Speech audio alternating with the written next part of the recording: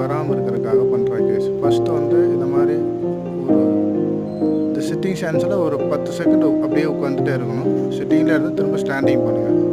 Second வந்து உங்கள் நீஸை வந்து ஸ்டாண்டிலேருந்து 1 அப்படி திரும்ப 2 ரிலாக்ஸ் 3 இப்போ இது மாதிரி ஒரு 10 முறை பண்ணணும். சரியா? செகண்ட் வந்து அதே ஓப்பன் 1 ஃப்ரண்ட்டில்